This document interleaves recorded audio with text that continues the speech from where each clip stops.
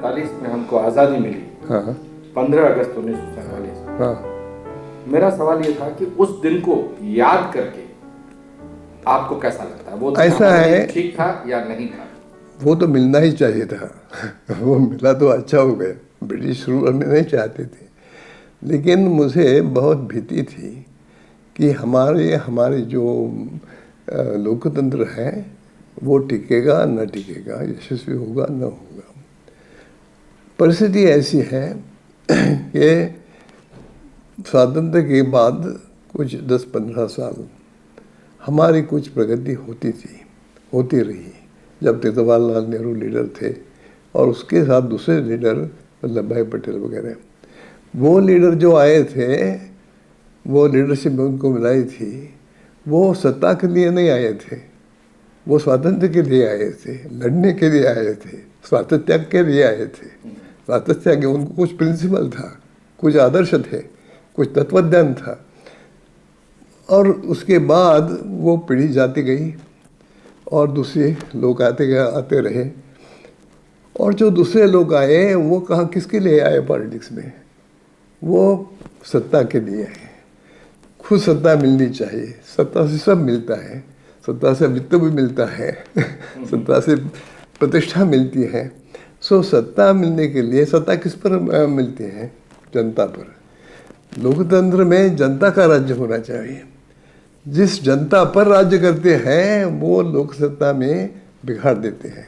इसलिए हमारा पहले से ही ऐसा, एमिन रॉय का मैं साथी था और आज भी उनको विचार में है। ये जो दलयुक्त ये जो राजनीति है वो सत्ता के लिए, वो राजनीति लोकशाही के विरोध में है। लोकशाही, आपका ये मानना है कि लोकतंत्र का सच्चा मतलब जनता का शासन होना चाहिए, जनता पर शासन नहीं होना चाहिए। बराबर है। और पिछले 50 साल में और 15 अगस्त 1947 को जब हमारा देश आज़ाद हुआ, क्या वह जनता का शासन आया या जनता पर शासन आया? आप क्या मानते हैं? ये है तो वो जनता पर शासन आया। लेकिन पहला जो जनता पर शासन था वो जिसको हम बेनेवोलेंट डिक्टेटरशिप कहते हैं ना, ऐसा था। वो बेनेवोलेंट थी, उसका कुछ फ़ायदा हो गया, जमींदारी सिस्टम गई। कुछ लोगों में जो हमारे दिन कम से कम बॉम्बे प्रोविंस वगैरह जगह में जो देहात में काम करते थे लोग, tillers of the soil, they became the owners of the soil to some extent, some advantage. Our infrastructure industry grew. But we committed a mistake. See, we relied upon what is called import substitution. कि बाहर की वस्तु नहीं आनी चाहिए, हम यहाँ करेंगे। और हम we did not care for exports. दूसरे जो देश थे जिसने एक्सपोर्ट्स किया वो हमारे से आगे गए। ये कोरिया, ताइवान, इतने नहीं तो हमारे जो पीछे लोग थे, इंडोनेशिया, मलेशिया, ये भी आगे गए। और दूसरा ऐसा हो गया कि ये सब में लोगों को क्या मिला? मेजॉरिटी लोगों को ऐसा होता रहा देश में कि श्रीमंत लोग ज़्यादा श्रीमंत हो गए, गरीब लोग गरीब ही रहे। तो वो जो तफावत थी, गैर बराबरी थी, वो बढ़ती रही थी। तो फ़ायदा ऐसा मिला नहीं है लोगों को, आज भी मिला नहीं है। तो हमें स्वातंत्र्य अब मिलाना है स्वातंत्र्य होता है तो जनता का स्वातंत्र्य होता है, देश का स्वातंत्र्य में क्या तो आपको लगता है कि पिछले 50 साल में हमने वो लक्ष्य प्राप्त नहीं किया जो लोगों को स्वतंत्र करने का होता? हमने कुछ प्रगति की है, ऐसा नहीं कि प्रगति बिल्कुल नहीं है, ऐसा नहीं। प्रगति कुछ की है, कुछ हमने, जैसे मैंने कहा, जिम्मेदारी पद्धति नष्ट हो गई, खेती में कुछ सुधार हो गया। उसके बाद जो ग्रीन रिवॉल्यूशन आया उसमें भी कुछ सुधार हो गया, लेकिन जितना होना चाहिए था इतना नहीं हुआ। और विशेषतः गरीब लोगों के लिए जो करने वाला था तो नहीं किया। गरीब लोगों के लिए जिसको हम कहते हैं लेबर इंटेंसिव प्रोडक्शन, वो होना चाहिए। वो लेबर इंटेंसिव प्रोडक्शन कौन सा होता है? All the goods which are required by the people for their subsistence are produced by labor intensive work industry, water, you require irrigation, you require wells. They have to be constructed. They require labor. Food, agriculture, that is labor intensive. More labor and less capital, comparatively speaking. Then you require clothing. That's also labor intensive. Most of our cloth is weaved by power looms, not by mills. It is labor intensive. And then they require houses. Construction is labor intensive. They require roads in villages, labor intensive. Then you require education. Now we are having schools, but there are four standards and one teacher. How can one teacher teach 4 classes? Why not have 4 teachers? We have unemployment. Educated people are unemployed, but we don't have 4 teachers. Why? Why is this? This happens because we do not care for them. Our care is more. We are not running democracy. We are running a truncated sort of democracy, which cares more for the upper classes and only has lip service for the poor, you see. It's not genuine thing, you see. I am of living in the dream. I am of the view that unless power goes into the hands of the people and they exercise it, no real democracy will be. हम उन लोगों के हाथ में सत्ता कैसे दे सकते हैं जो बिल्कुल अशिक्षित हैं? ऐसे है, मैं आपको कहता हूँ, मैंने एक बाजू कहा कि कैसे हमें प्रगति नहीं हो गई है, दूसरी बाजू अब देखिए, हमने कुछ बहुत ये ऊपर से अब देख रहे सब अंधार है. There is corruption going on, criminalization of politics. आज की कौन सी पार्टी ऐसी है कि जो लोगों को कल्याण कर सकती है? एक भी पार्टी नहीं है. कुछ पार्टी में अच्छे लोग हैं, ऐसे नहीं. हमारे प्राइम मिनिस्टर अच्छा आदमी है, लेकिन उनको कितनी सत्ता है? उनका पाव तो दूसरे लोग पीछे ओढ़ते हैं ना. So he doesn't have much power, you see. Real thing is, if you look from the top, there is darkness. But if you look from below, see, I will give you one factor after another. In the first place, it was very difficult for a country like India to maintain even the forms of democracy. दूसरे जो देश हैं, those who became independent, along with India, as I said, independence was caused not by only our struggle. Our struggle is contribute, but it was the result of the defeat of fascism. So colonialism ended throughout the world, not only in India. Yes. All these other countries, most of them have become dictatorships. We are democratic. In spite of the fact our democracy was very difficult because we have a unique, largest number of languages, largest number of religions, largest number of cultures. In such a place to have democracy and not to have dictatorship is a great achievement. That is due to our tradition of tolerance. We have our old tradition, our Indian culture, old Indian culture was very tolerant. Freedom of thought was there in India in the past, you see.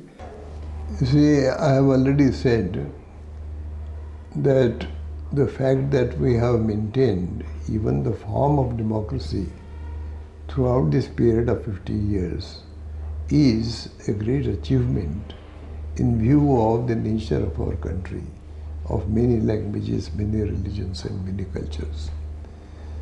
Another thing which is important is that although our people started with some anti-democratic traditions and tendencies, blind faith, a hierarchical society and so forth, there is the experience of 11 general elections in the last 50 years. Every election is an educative process for the people. Even the period between the elections is educative. Now the people, though our education is confined to small numbers, people read papers, particularly regional papers, they have increased in circulation. Yes. There is also the television which is available to all. So all these years, you see, because of these elections and because of these various issues, people are becoming wiser than before. They, in spite of the fact that they are not highly educated, they cast their votes very intelligently. They don't allow communalism to grow. They don't vote in favor of parties which are likely to oppress them. You see, they are getting wiser. The roots of democracy is going slowly deeper. Democratic culture, like every cultural advancement, is slow. England required 250 years to become democratic, from a small electorate to a full adult franchise. We had only 50 years, starting in a backward way. I think we have done well in spite of. See, but look from below. If you look from below, we have done well. If you look from the top, it is all darkness, corruption and selfishness and everything. From below, people are getting wiser. Yes, third thing is, democratic culture, like all culture, develops slowly. It is not a process of a sudden change. It takes years and many generations for any cultural change to take place. So England started with a small franchise. There were some constituencies in England where the total number of voters were 57 at the beginning. It was so small, you see. And they gradually, it was property and education qualification. It was confined to a small section.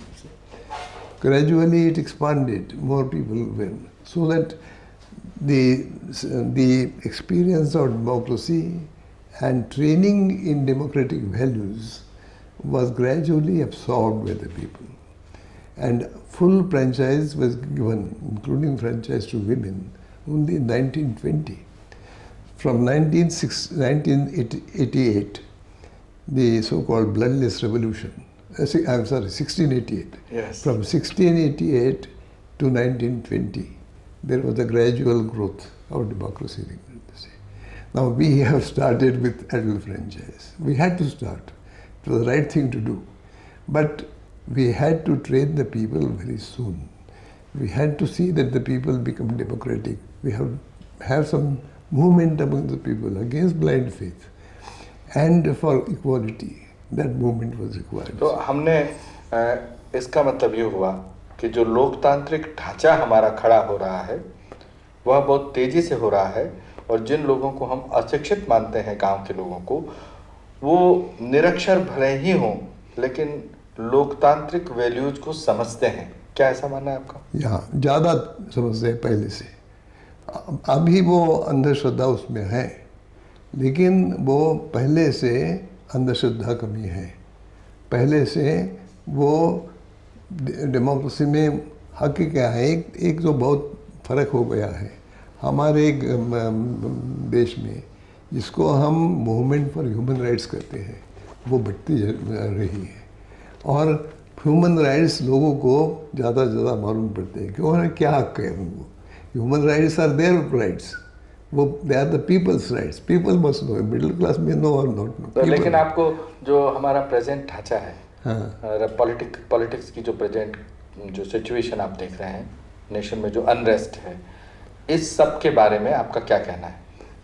मेरा ऐसा कहना है कि हमें कुछ साल तक अगर हम हमारे डेमोक्रेसी का जो फॉर्म है वो हम मेंटेन करेंगे और कुछ ऑटोक्रेसी न तो व्हाट वी कॉल डिक्टेटरशिप नहीं आने देंगे, वो रिलीजियस डिक्टेटरशिप हो, पॉलिटिकल डिक्टेटरशिप हो, नहीं आने देंगे, तो कुछ 20-25 साल में हमारा देश में वो जी हमारे जी आज लोकतंत्र है ज़्यादा दृढ़ हो जाएगा, लोगों के हाथ में ज़्यादा सत्ता आ जाएगी, सचमुच डेमोक्रेसी निर्माण हो जाएगी। तो क्या और अगर हम ये जो वो डिसेंट्रलाइजेशन ऑफ पावर है, जो ग्राम पंचायत है और म्यूनसिपैलिटीज है, उसके हाथ में ज़्यादा पावर जाए और जो पावर लोगों के हाथ में रहेगी, ऐसे अगर परिस्थिति निर्माण होती है तो हमारी डेमोक्रेसी अच्छी नहीं, खाली अच्छी होगी नहीं है,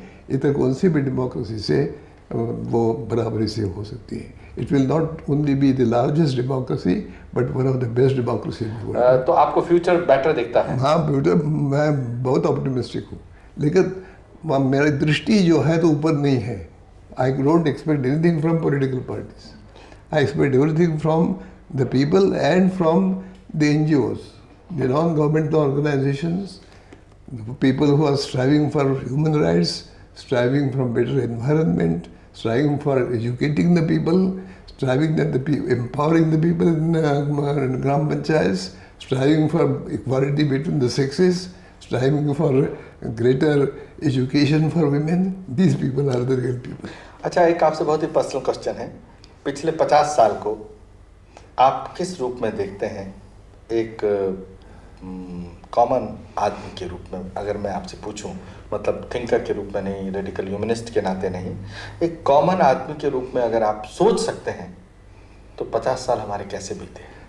ऐसे है कि 50 साल में हमारी अच्छी प्रगति पहले नहीं होती थी, आज प्रगति हो रही है, ऐसा मैं समझता हूँ. ऐसा ऊपर से दिखता है, अवनति होती है और होती ही है. मेरा ऐसा कहना है कि ऊपर से अंधार आता है, नीचे से तेज ऊपर जाता है. वो नीचे से जो तेज ऊपर जाता है उसकी गति हम जब बढ़ा सकते हैं तो हमारा देश बहुत जल्दी आगे जाएगा. और वर्तमान पॉलिटिकल सिस्टम को आप क्या मानते हैं? ये सिस्टम हुकुमशाही से अच्छी है, लेकिन it is truncated democracy. It is rule for the people and not rule of the people. And even it is not rule really for the people, it's nominally rule for the people, it is rule for those who rule themselves. So that is a selfish democracy, that is not real democracy. But better than dictatorship. At least we have got civil liberties, we have got human rights, we have got the rule of law. Our courts are functioning, though there is delay, etc. They are functioning on the whole not badly. वर्तमान में political parties हैं, क्या आपको लगता है कि वो parties अपने अंदर लोकतंत्र का विकास करेंगी? मैं ऐसा समझता हूँ कि पार्टी के जो लोग हैं वो पार्टी का सुधार नहीं कर सकते हैं, लेकिन पार्टी का सुधार जनता कर सकती है. क्यों? कि वो इलेक्टोरेट है. उनको इलेक्शन अगर जीतना है और अगर हमारे इलेक्टोरेट ज़्यादा डिस्क्रिमिनेटिंग हो जाएगा तो हमारा पॉलिटिक्स में ऐसे क्रिमिनल्स नहीं आएंगे, अच्छे लोग ज़्यादा आएंगे. सो politics, that's why I don't join a political party. Parties will not be improved by joining it. Parties will be improved by remaining outside and improving the education, political education of the electorate. अच्छा, अभी जो youth है हमारे सामने, हाँ, उसको देखकर आपको क्या लगता है? ऐसा है कि जो यूथ आज कुछ NGOs में काम करने वाले हैं वो अच्छे हैं. जो यूथ जाते हैं पॉलिटिकल पार्टी में वो स्वार्थी है. ऐसा यूथ में फर्क है. ऐसा है कि मिडिल क्लास में आज ऐसी परिस्थिति है कि उनका जीवन समाधानकारक है. जो समाधान नहीं है तो नीचे वर्ग में है. और हमारे एक आप दिखना चाहिए, एक जो मैंने दो दिन बातें कही कि नीचे से कुछ होता है. One of the thing which is most important is that there is a lot of awakening amongst those who are the lowest, most exploited and most socially neglected sections of society. Scheduled castes, scheduled tribes, low sections of the OBCs, they are rising, you see. And that is a indication of the progress of the electorate. आपको क्या लगता है, एक जज के रूप में, एक न्यायाधीश के रूप में हमारी वर्तमान कानून और व्यवस्था वो कैसी है? ऐसे है, हमारे कानून अच्छे हैं लेकिन कानून का अमल नहीं होता है. अमल करने वाले हम इतना करप्शन है कि कौन से भी कानून का अच्छा अमल नहीं होता है. हमारे कानून हैं for there is an act against prevention of pollution of water, there is an act against pollution of air. Those pollutions are going on. All that a manager of a factory has to do is to pay 50,000 rupees to somebody and he can go on polluting the air or polluting the water. Now that can be stopped to some extent by the courts. They are doing it, you see. And that can be stopped by not by political parties so much as by the NGOs, the non-governmental organizations which are working amongst the people. तो आपको क्या लगता है कि हमको लोगों में अच्छे नागरिक बनने के संस्कार देने चाहिए? वो सरकार तो दे नहीं सकती। हमने देने चाहिए, लोगों ने देते हैं उसको। हम कहते हैं हमारे रेडिकल ह्यूमनिस्ट कहते हैं, रेनेसांस मूवमेंट कहते हैं उनको। नाम तो रेनेसांस मूवमेंट कौन सा दे? लोगों की जागृति करना, लोगों को उन्नति करना, मानसिक सांस्कृतिक, उनको कहना कि वो बराबर है, उनको आत्मविश्वास होना चाहिए कि मैं मेरा रूलर हो सकता हूँ। ऐसी है कि लोग चाहते हैं कोई त्राता, राजकारण में त्राता चाहता है, धर्म कारण में राजा त्राता चाहते हैं। उन्होंने समझना चाहे कि उनका त्राता वही है, उद्धरेत आत्मनात्मारम, जैसे भगवत गीता में कहा है ना, स्वतः का उद्धार करना चाहिए। तो ये अगर लोगों को समझ जाएगा कि अगर हमारे हाथ में सत्ता अगर अब चाहते हैं तो कैसी सत्ता बनाएगी कि हम जब हमारे if we depend upon others for saving us, how can we be rulers? They will rule us. In order to be rulers, we must be confident that we can rule, we can make our future. लेकिन आपको लगता है कि हमारा संस्कार ऐसा है कि हम वास्तविक लोकतंत्र को अपने जीवन में ला सकते हैं? जैसे चाहे पुलिस हो, चाहे सरकार का कोई दफ्तर हो, और चाहे मिनिस्टर हो, हम ये महसूस करते हैं कि ये ज़्यादा पावरफुल है। हाँ। आम नागरिक ये आम नागरिक ये नहीं महसूस करता कि वह एक सच्चा नागरिक है और उसके अपने अधिकार हैं, ये सब उसके लिए हैं। वही लोगों को वह जो कमजोरी है, इस कमजोरी के रहते तो अच्छा लोकतंत्र आ ही नहीं सकता। बराबर है, ये तो मैं एग्री करता हूँ, लेकिन वो खाली कहने से नहीं। कब लोगों में शक्ति आएगी? लोगों में संख्या की शक्ति है लेकिन मन की शक्ति नहीं। पर वो तो इसलिए नहीं है क्योंकि हर आदमी अपना स्वार्थ पूरा करना चाहता है। मेरे घर में बिजली नहीं है तो देसी वालों को मैं पैसा देकर के अपने घर की बिजली ले आऊंगा। मुझे नहीं मालूम है कि मेरे ब्लॉक के में अगर 50 लोगों के पास नहीं है तो उसकी मुझे परवाह नहीं है। तो ये जो हमारा डेवलपमेंट हुआ है पिछले 50 सालों में, स्वार्थ का, सेल्फिशनेस का, पॉलिटिक्स में रहते हुए सब जगह, इसे दूर करना तो बहुत मुझे मुश्किल लगता है। ऐसा है, वो दूर करने का काम किसका है? जो लोग सफ़र करते हैं उसका वो काम है। आपने जो उदाहरण दिया तो मिडिल क्लास का उदाहरण दिया कि वो 25-50 रुपये दे सकता है, कह के बस इलेक्ट्रिसिटी दो, बराबर है। Middle class is demoralised to a large extent. Middle class में भी अच्छे लोग कुछ है, young people who go and work amongst the villages and enjoy, ऐसे सब खराब नहीं है, लेकिन ज़्यादा लोग ऐसे ही है, सेल्फिश है। लेकिन जो लोग गरीब है उनका सेल्फिशनेस ही प्रोग्रेसिव है। उनको हो जाए कि हाँ हमारी बढ़ती होनी चाहिए। हम गरीब है, हमारा अन्न मिलता नहीं, हमारा अन्न मिलना चाहिए, वस्त्र मिलना चाहिए, मकान मिलना चाहिए, रास्ता मिलना चाहिए, शिक्षण मिलना चाहिए, आरोग्य मिलना चाहिए। उसके लिए क्यों नहीं, हम तो राजे होने वाले हैं, हमारे हाथ वोटिंग पावर है। तो हम ऐसे समझते हैं कि जो जब तक हम ऊपर की क्लासेस है, we look to them for ruling, there is no hope. If you look to the people who are suffering, they have to end their own suffering, they have to fighting. There is no fighting of upper classes for the lower classes. Some elements from the upper classes, yes, but not class as a whole. Real fight will be fight means not physical fight, struggle, mental struggle, political, peaceful struggle. But that struggle must be made by the majority. And amongst them, selfishness is not bad, provided selfishness is not individual, but it is collective, cooperation. So what they require is self confidence and mutual cooperation. अच्छा, आप बताइए, गांधी जी का जब murder हुआ, गांधी का जो murder हुआ, आपको कैसा लगा? बहुत खराब बात थी वो। और इंदिरा गांधी ने जब इमरजेंसी लगाई तब आपको कैसा लगा? वो तो लगाने वाली ही थी। We were opposed to her. That's why I and Jayaprakash Narayan came together in 1972 because we anticipated that. We anticipated that this lady is going to destroy our democracy. That's why we started Citizens for Democracy organization in 1974. But in 1972 we decided to do that. But then I told JPA and we discussed, he agreed with me.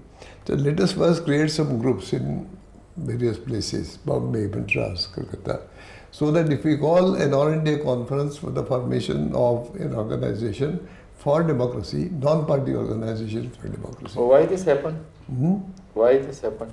Why? Indira Gandhi decided Because to... Indira Gandhi had not come into politics in the same way as Jawaharlal Nehru.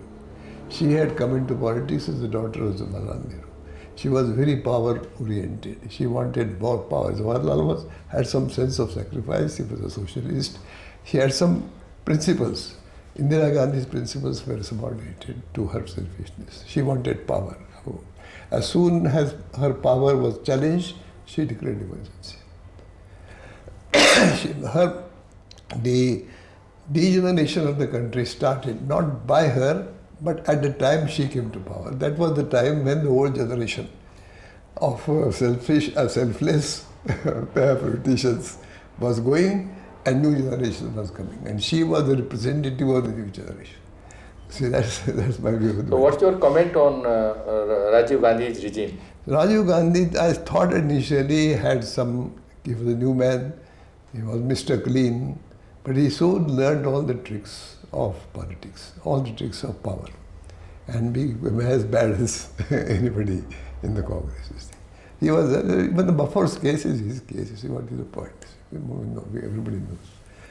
So he did some good things without intending them. One of the best things which he did was to introduce the 73rd and 24th Amendment so that Gram Panchayats have become compulsory. But power is not being given to Gram Panchayats.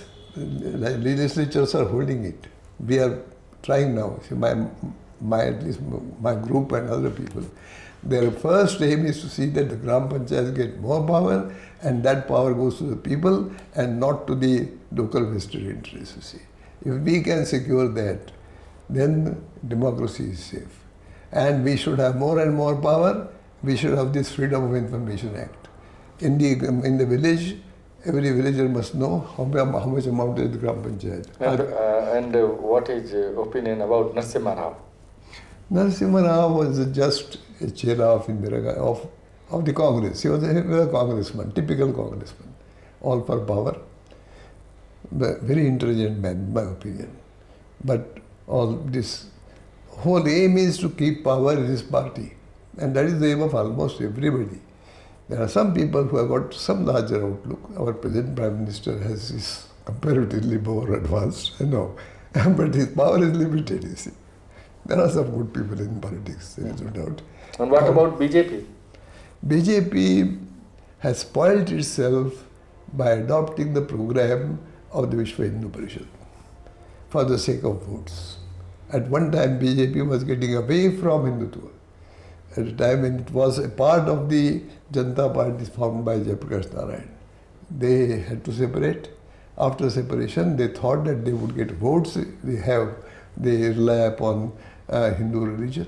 They made religious propaganda. Thereby, they spoiled themselves for this reason, that Hindu religion is not a religion which is liked by a large number of Hindus themselves. All the scheduled castes, scheduled tribes, lower people, they don't like this idea of varnashrama and all that, you see.